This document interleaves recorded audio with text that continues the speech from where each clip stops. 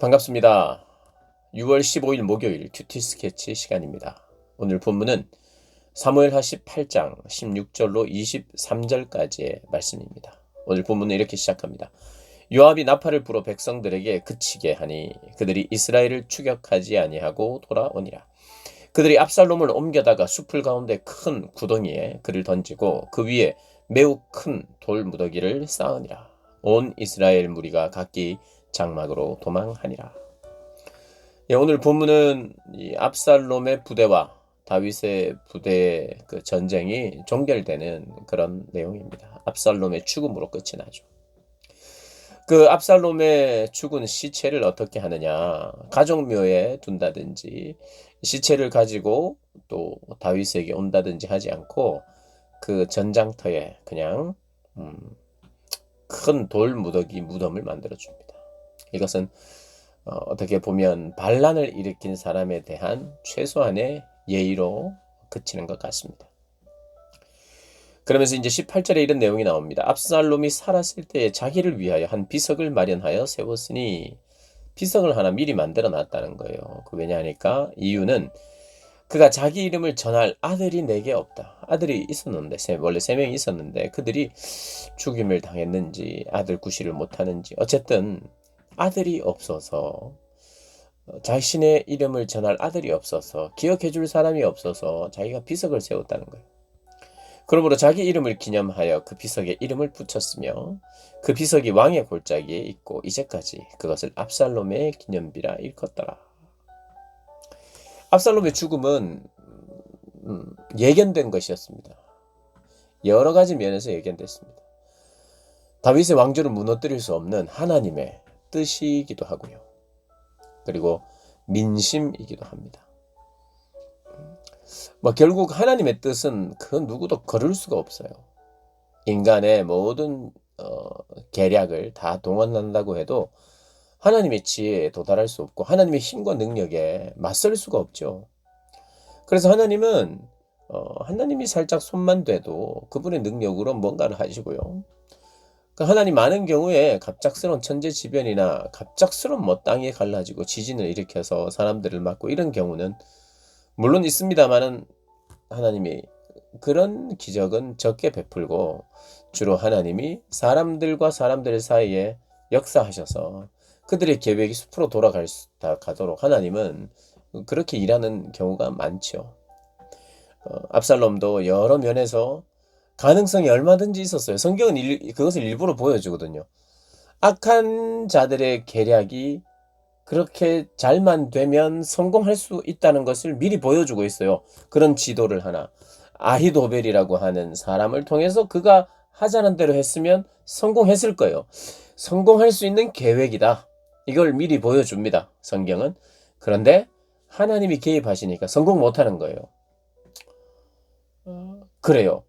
우리가 이렇게 살펴보는데 이것은 성공할 계획이고 나는 거기에 당할 수밖에 없는 그런 상황처럼 보일 때가 있을 수 있습니다. 악한 계략이고 나는 악하지 않은데 악한 계략에 의해 내가 모함을 받는다든지 그것으로 인해 손해를 본다든지 그래서 그것으로 인해 쫓겨난다든지 다윗도 실제로 또 쫓겨났죠. 그런 고난이 있었죠. 고난이 있기 전에 미리 하나님이 바꾸실 수도 있지만 또 그렇게도 안 하세요. 고난을 받도록 내버려 두십니다. 그것은 여러 가지 의미가 있을 거예요. 고난 당하는 자의 아픔도 이해할 수도 있고 그 고난 자체가 나에게 징계일 수도 있고 그러나 고난이 고난으로 끝나지 아니하고 고난 후에 역전이 있다는 것. 다양한 의미에서 우리가 하나님이 그런 고난을 허락하시죠. 그래서 하나님의 타이밍에 하나님은 사람의 계략이 무너지도록 만들죠. 성공할 수 있었던 계획인데 하나님이 개입하시자 성공 못했어요. 인간의 한계죠. 인간의 지략, 인간의 계략의 한계가 아니고 그 계획대로 된다고 해도 그 계획을 다 이루어낼 수 있느냐? 그 모를 일이에요. 사람이 변신하기도 하고 어리석은 판단을 하기도 하고 중간중간에 여러 가지가 개입돼요. 그래서 결국에는 첫 번째 오늘 본문을 통해서 우리가 알게 되는 것은 하나님의 뜻이나 하나님의 마음이나 하나님의 계획을 아무도 거스를 수 없다는 것이에요. 거스를 수 있을 것 같았는데 거스를 수 없다. 그래서 결국에는 죽음으로 끝나죠. 근데 압살롬이 왜 그렇게 왕이 되려고 하고 또 아버지를 죽여서까지라도 왕이 되기를 원했을까요? 그냥 상식적으로 생각하면 아버지가 자기를 총애했으면 아버지 죽이지 않았을 거예요. 자기를 총애했으면 아버지 말만 잘 들으면 되는 거잖아요. 아버지하고 적이 될 필요가 없어요. 근데 이 분위기가 이미 적이에요. 아버지와는. 자기가 잘못한 것도 있고. 물론 압살롬이 아버지가 원망스럽기도 했을 거예요. 암논이 자기 여동생 다말을 겁탈하도록 성추행하도록 내버려 둔 것 같으니까. 그래서 기분이 안 좋았고.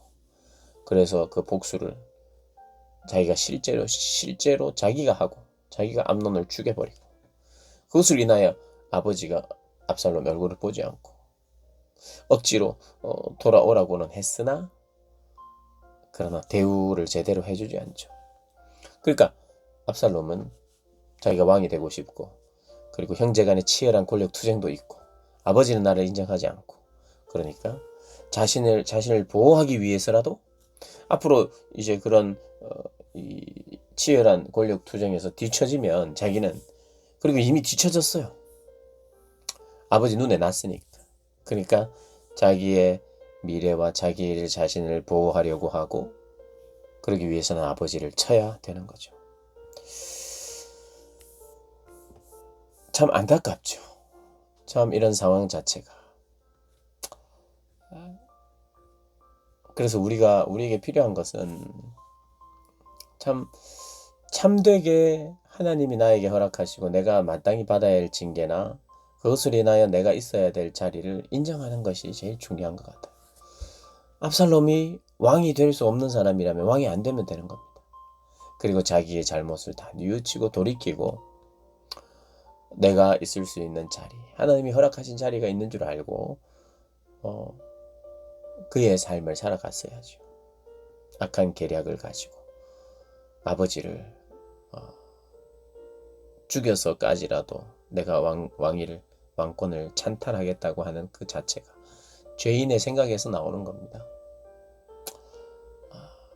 우리가 이런 안타까움과 어리석음, 자신의 힘으로 자신의 방법으로 지키려 하지 않고 나를 지키시는 하나님, 그 하나님께 나를 맡겨드리는 것, 그것이 제일 중요한 우리의 태도입니다. 그런 태도로 우리가 이 땅을 살아가야 할 것입니다. 우리 모든 사람을 만족시켰거나 하나님 앞에서 나는 뭐 할 만큼 했습니다. 나는 이제 남은 것은 하나님이 높여주는 것밖에 없습니다. 이렇게 말할 사람은 아무도 없을 거예요.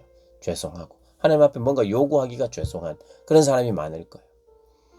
그래서 오히려 그때는 하나님 앞에 하나님 인정하고 요구하지 않고 하나님이 원하시는 것들을 알기를 원하고 그래서 거기에 순종하며 살아가는 자녀가 또 요구할 것이 미안해서 늘 요구하지 못하는 것이 아니라 자녀로서 하나님 앞에 구해야 되지만 그럼에도 불구하고 우리가 하나님 앞에 받고 있는 사랑이 하나님이 나를 대하는 하나님의 대하심이 무엇인지 알면 겸손하게 반응해야 하는 것이 우선이죠. 그렇게 하나님 앞에 저희들이 온전한 그리고 바른 태도로 서기를 원하는 주의 백성 되시기를 주님의 이름으로 축복합니다.